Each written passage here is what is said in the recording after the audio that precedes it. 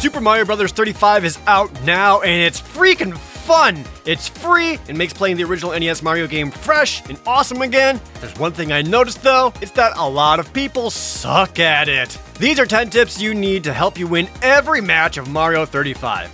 Before we get started, be sure to subscribe, like this video, and share it with everyone you know who sucks at Mario 35. The first habit that you'll need to break is that Super Mario 35 is not a speed race. It's not about getting to the end as fast as possible. Over and over again, I see people taking pipes and skipping power-ups just to get to the flagpole.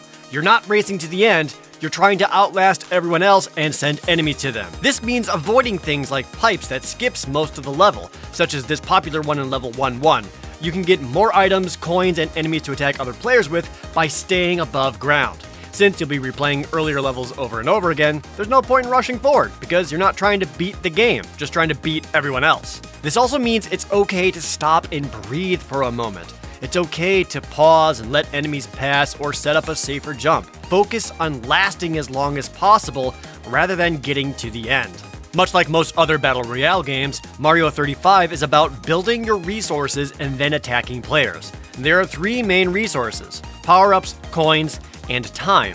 Of all of these resources, the most important one is coins. Every 20 coins you obtain, you can activate your random item roulette. Think of it as an item box from Mario Kart, only it costs money. This can randomly get you a mushroom, fire flower, a star, or a screen-clearing POW block. Being able to spin this when you're in a tight bind or hit down to small Mario can be a lifesaver. I can't stress this enough. Get coins. This ties into not racing to the end. It's absolutely worth your while to take the time to run for coins and to jump into coin blocks to get as much as possible. 1-ups are still in the game, and if you know where they are, grab them. They're worth 20 coins. That's immediately 1 extra spin on the item wheel.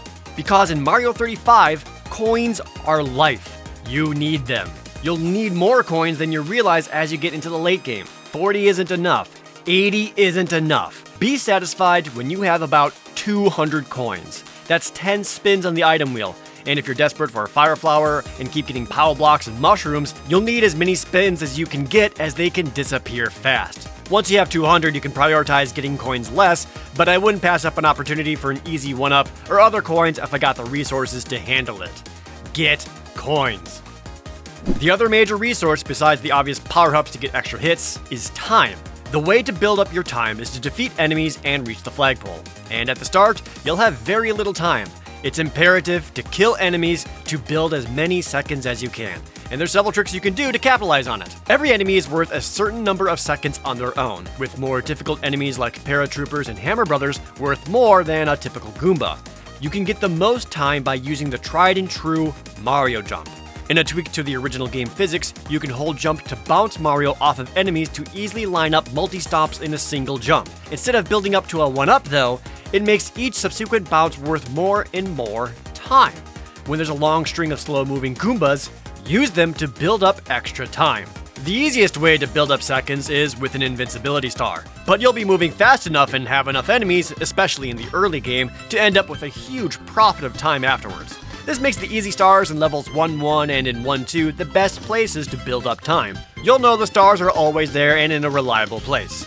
However, the most efficient way to build time isn't the star, it's a Koopa shell. Much like the multi-bounce, every enemy hit by a turtle shell increases its time value per kill. Hitting a Koopa shell and dashing with it will be worth more time than plowing through them with a star. I don't begin to feel comfortable with my clock until I'm over 300 seconds. With all that, your clock maxes out at 400 seconds. Once you get up to that point, you can worry less and less about maximizing time efficiency. Fire Mario quickly kills things, but almost every enemy outside of Bowser defeated with a fireball is only worth 1 second. Your time depletes faster and faster the longer the game goes, and eventually, killing stuff with a fireball will leave you with a time deficit. If you see yourself dipping below 200 seconds in the late game, start multi-bouncing and using shell kills instead of spamming fireballs.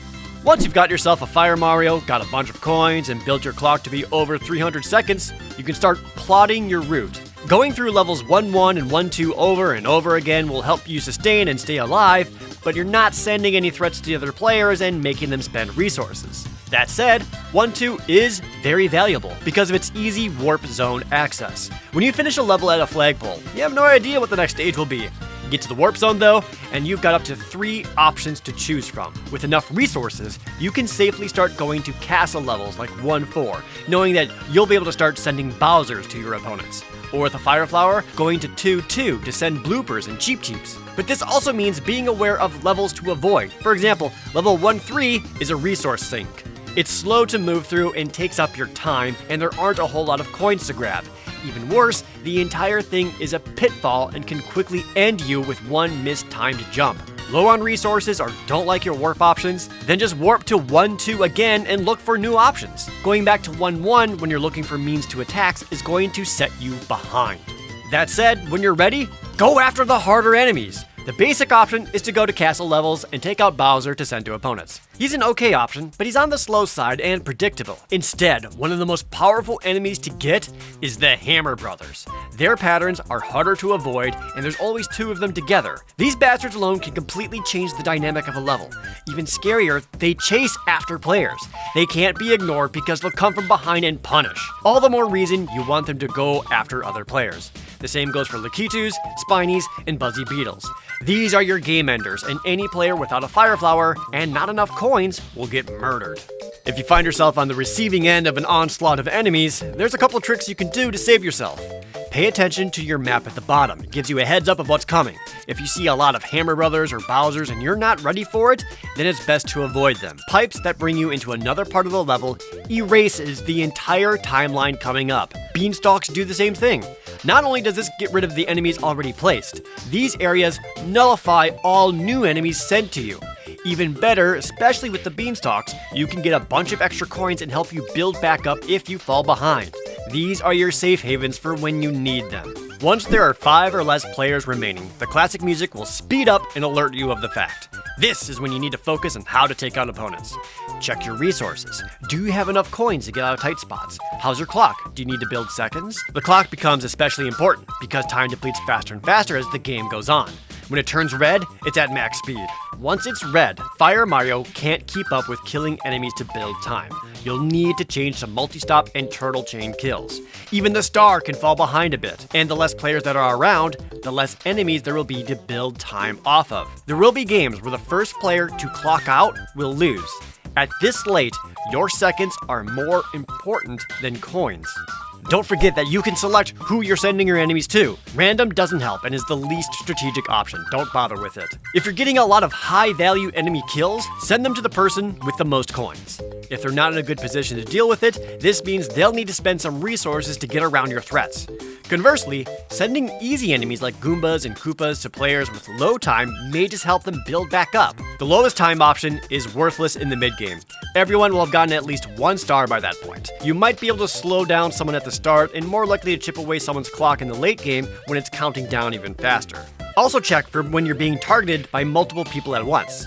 This multiplies every kill you make and sends more threats out that'll be passed around to players. Switch to attackers when this happens and you have high value targets coming up. Sending out 1 Bowser is fine, but sending out 3 or more that everyone needs to respond to is even better. Just remember, they will likely come back around to you. Related to that, sending out enemies constantly and without care might make them go to waste. Take a moment to check your attack targets and see where they are. If they're underground or up in a beanstalk, any enemy sent will be lost. That's when you need to switch targets and not let them be worthless. Another level type that makes enemies have less impact is any underwater stage. If you send Goombas, Koopas, Bowsers, and even Hammer Brothers to anyone underwater, they will be able to easily swim over and pass them quickly. If you're the one underwater hitting bloopers and Cheep Cheeps, same thing. They can be easily avoided or shot with fire for anyone already underwater. Send them to some sucker who's above ground and can't easily take out a flying blooper. Best stages to attack people on are when they're in a castle level. There's already a lot of threats like the spitting fireballs that they can't kill and the lava pits. This increases the chances that you'll defeat them and collect their remaining coins in seconds. Most importantly, castle stages are the most narrow pathways with not much room to maneuver for anyone. This is a perfect place to send threats that they'll have to deal with. And finally, the most important tip I could possibly provide. Every single match, there will be someone, without fail, who will die against the very first Goomba.